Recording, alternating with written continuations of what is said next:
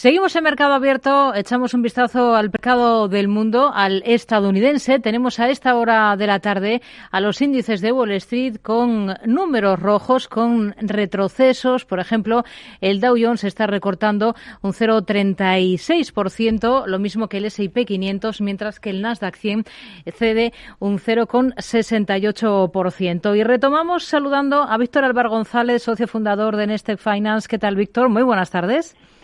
¿Qué tal, Rocío? Muy buenas tardes. Bueno, últimamente estamos viendo determinadas correcciones puntuales en los mercados, ¿no? Como lo que acabo de mencionar, que es el comportamiento ahora mismo de los índices en Estados Unidos. Hablo de caídas más contundentes en poco tiempo, aunque rápidamente es cierto que se recuperan niveles. Hemos visto algunas de estas en las últimas semanas. ¿Qué hay detrás de estos movimientos y qué nos están indicando? ¿Pueden ser pistas de que se puede pasar de un momento dado a otro de correcciones puntuales a algo más? ¿Le hace un cambio de tendencia o no?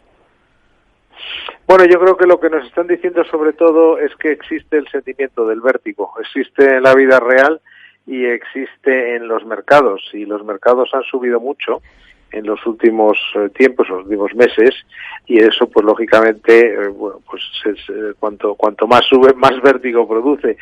Habría que matizar una cosa muy importante, y es que no han subido tanto si tenemos en cuenta que gran parte de esa subida es consecuencia de una recuperación. Es decir, estamos hablando de que en muchos casos, a lo mejor no es el caso de la tecnología, por ejemplo, que enseguida, pero vamos, sí, llegó también a caer mucho durante la pandemia, pero en general los mercados cayeron a plomo cuando llegó el virus, y luego hemos tenido una recuperación, hemos superado los niveles anteriores, pero también es cierto que esta superación se ha debido al hecho de que se ha inyectado una cantidad de dinero nunca vista en la historia, o sea, nunca había sido tan grande lo que técnicamente se llama la oferta monetaria en el mundo, nunca había habido un exceso de ahorro tan grande. Estamos hablando de 4 y pico billones españoles con B de dólares de exceso de ahorro respecto al que había en el año 2019, o sea, de más ahorro respecto a las cifras que había en el 2019, ahorro que no es porque quisiéramos ahorrar, sino simplemente porque ha sido obligatorio por los confinamientos, por todo esto,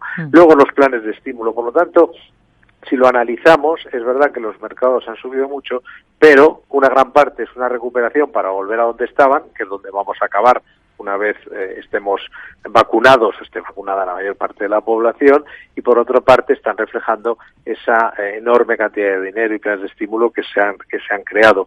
Por lo tanto, hay que ver eso en su contexto. En ese contexto, pues no resulta tan alto las posiciones en las que estamos, porque como digo, es volver a donde estábamos y un poco más, que está yo creo más que justificado por esa enorme cantidad de dinero, ya sea directamente fabricación de billetes o planes de estímulo económico. En consecuencia, yo creo que lo que estamos es ante correcciones, no cambio de tendencia.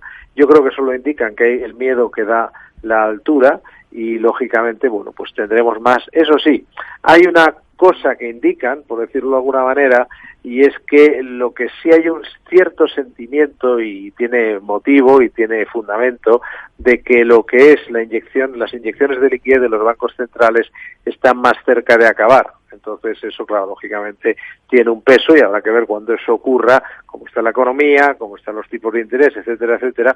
Pero sí, es cierto también que además del vértigo hay también la sensación de que el chollo de los bancos centrales inyectando dinero a expuertas, pues lógicamente primero se frenará, que es lo que se llama el tapering, y luego, bastante después, se empezará a anunciar el final de esas inyecciones de liquidez que han sido uno de los motores, por no decir el principal motor de subida del mercado. Y entonces sí que las cosas se podrían complicar.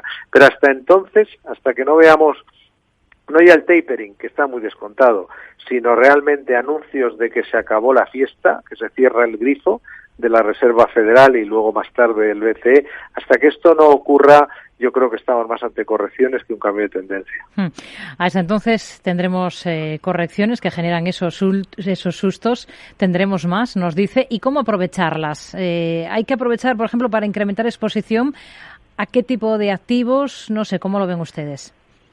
Sí, sin duda, por norma, cuando estamos en una tendencia alcista y hay una corrección, llamemos de cierta magnitud. Pues para eso que estamos hablando de una corrección de más del 5%. Eso ya es interesante para tomar posiciones. En las correcciones, si cogemos las que ha habido en todos los últimos años, quitando lo que ha sido, lo que no fue una corrección, sino el desplome de la pandemia, pero suelen ser en el entorno del 5 al 10%. Es lo que llamamos corrección en los tiempos actuales. Todo lo que supere ese 5% puede ser interesante, pero no para comprar cualquier cosa. Porque lo que también está claro, y yo me pongo pesado con este tema de la gran rotación, pero creo que me lo agradecerán, de verdad, no hay que comprar lo mismo que se compraba hace 8 o 10 meses. Ahora es otro mundo, es otro escenario y debemos de aprovechar esas correcciones para comprar aquello que realmente tiene buenas expectativas de revalorización en este nuevo entorno, en este entorno de salida de la pandemia, de una inflación mayor, es tan distinto del anterior que obviamente lo que tenemos que aprovechar es para comprar aquellas cosas y concretamente aquella parte de todo el espectro del mercado que se beneficia de esa salida de la pandemia, de un repunte de la inflación, de una economía que va a crecer más, una situación de cambio de ciclo. O sea, por ejemplo, eso descarta darle demasiado peso a la tecnología, que ya tuvo su momento y vaya momentazo durante la pandemia y el confinamiento, y ahora, bueno, pues va a ser ya el momento de otros activos sectores y países que no llevan, además, no han subido tanto, que decir que llevan mucho tiempo haciendo lo peor, por ejemplo, que la tecnología, y que ahora ha llegado su momento y tienen mucho margen de revalorización. ¿Y con fondos cómo aprovechar estos movimientos? O quizás sean más interesantes, por ejemplo, los ETFs, porque son más flexibles o porque cuentan con una operativa más rápida y, por tanto, son más ágiles para aprovechar esas correcciones de las que estamos hablando. Son totalmente complementarios. Es decir, con fondos de inversión tienen la ventaja de la fiscalidad. Y eso no se lo salta un torero. Y esto es muy importante, es una enorme ventaja. Entonces, todas aquellas posiciones en las que básicamente el grueso de la cartera, para quien, lógicamente no hablo de sociedades, pero en particular que esa fiscalidad de los fondos de inversión tan ventajosa, de que si cambias de fondo y traspasas de uno a otro no se afloran plusvalías, no se pagan impuestos hasta que ya se haga líquida esa inversión, se venda todo, pues hay que utilizarla. Entonces hay un tipo de inversiones que tenemos que hacer a través de fondos, pero sí es cierto que los ETF llegan primero donde no llegan los fondos de inversión tradicionales, esto es muy importante, por supuesto son mucho más baratos, pero sobre todo, tú lo has mencionado, tienen para hacernos una idea, cuando uno, para comprar un fondo hay que esperar al día siguiente, o sea, dar la orden hoy y hasta que es efectivo es al día siguiente, para vender 3/4 de lo mismo. No son para una operativa ágil, pero en cambio imagínate que hay una corrección y tú ves que en un momento dado esa corrección ya se está acabando. Bueno, pues puedes tomar posiciones para no tener que esperar hacerlo a través de ETFs, pero bueno, las ventajas son muchas más, porque incluso si lo que ves venir es que hay vértigo y que hay una excusa, por ejemplo, una cifra alta de inflación como el otro día, que puede ser temporal y entonces, bueno, pues es una oportunidad de compra, pues puedes cubrirte temporalmente utilizando ETFs inversos que apuestan por la caída, por ejemplo, de la bolsa o de una determinada bolsa, de una determinada zona. Entonces eso lo haces en minutos, no tienes que esperar un día, más todo el tiempo de liquidación, ¿no? Por lo tanto, son totalmente complementarios y en el caso de los fondos lo aprovecharía más para tomar posiciones a lo mejor de gestión activa o y el grueso por la fiscalidad, y luego picotearía en los ETFs para la rapidez y para la cobertura. Víctor Álvar González, socio fundador y director de estrategia de Neste Finance. Gracias, muy buenas tardes. Muchísimas gracias, Rocío, a ti.